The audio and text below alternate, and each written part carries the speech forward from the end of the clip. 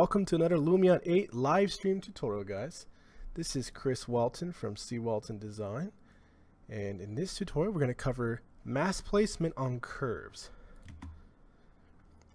Now, this new feature should come pretty naturally to a lot of you guys who've been using Lumion for a bit. Ever since the addition of curved paths for mass move that came out in Lumion 6, this method that they've built is basically identical. So we kind of knew this was going to be coming because they built it for the mass move, and now we have it for mass placement, and it's going to greatly affect our ability to easily create landscape pathings, landscape flowers that fall along curves and paths, and even just put people and cars in more than straight lines. So as you can see here, we have an example scene open here, and I'm going to go over this again for those who maybe are not used to the mass move or even in the mass placement at all. So when you go to select your object here, this is the single placement, and right below it, this is where we go into mass placement mode.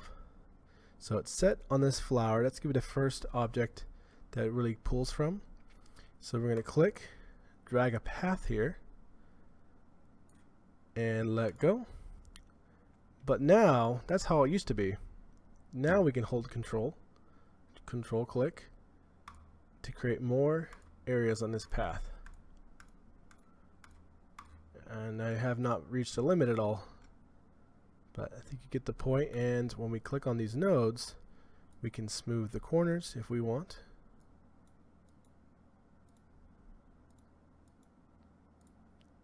And notice even though we have a few flowers here, we can up the number on here and really see these following that path. Okay, so now because it's mass placement, we can throw some different flowers in the mix here. Maybe we can throw a little bit of grass, bush,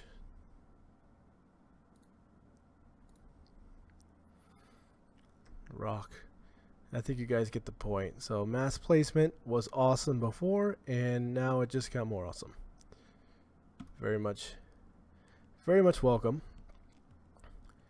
And let's see, I want to go over these really quick.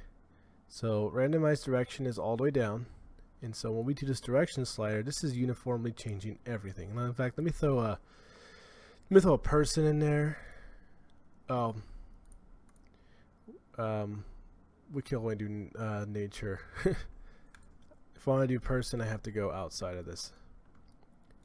But that's showing the direction everything's facing. And we can randomize that direction, get it more, especially with plants, it's more natural. And then this is to randomize the spacing along the path, so we don't have a perfect even spacing, just another way to kind of make things more natural. And then here is where we can widen that path. So when we let go, we'll start to really see the path itself widen. Now what happens is if things are too close and you widen it, things need a little bit more space. So be careful how wide you go. But as you can see, it's randomizing it not along a real basic straight path, but more of a wide path.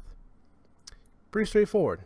Let me showcase something else here too. Let's create a little hill. Nothing crazy here, but I would like to show off the contour button here. So there we go, create our own little hill here. Let's smooth that out quite a bit. There we go. Alright, oops. There we go. Now let's try this again, but mass placement, we'll keep it on, well, let's try people. So I can show off that direction here. So I'm going to start with this man, and I'm going to create a path along this terrain. but I'm going to jump over to. So when you hold control, there's something to bring up. You see that little leader line, that's previewing where it's going to go. If you get too close to the beginning node, it always wants to jump there. So that's what happened right there. Also, if you're in between here, you can see how you can add extra nodes. Oops. Select this node and then there we go. That's how you can add extra nodes in between for real fine-tuned control. But what I was going to show is we're going to go across this kind of valley here. Alright, so let's add some more people. Just grabbing whatever people I can think of right now that are standing up.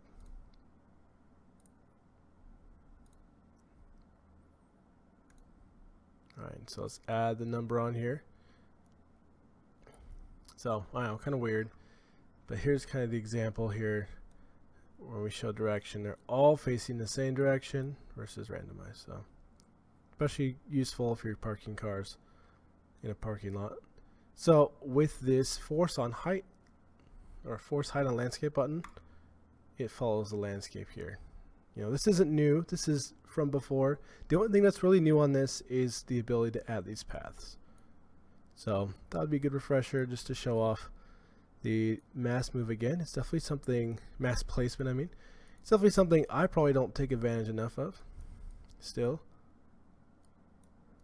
It's pretty straightforward. I've even done, I even used this on a conference table at an office building. And we had all seats all around this big, large conference table, and I needed people to sit in them.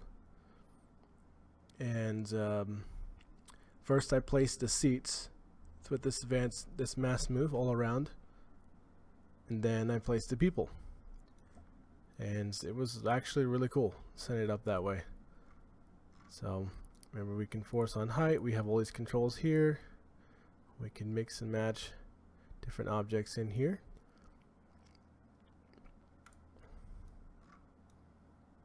And I think that gets the point across. Kind of wish I had another scene open to really show this off. You know, people can definitely add some landscaping along some curvy paths now. Add cars on multiple streets at the same time. All these things just help productivity, make things go quicker and easier. Alright, well that will be all for mass placement along curves. And thanks for watching, guys, and until next time.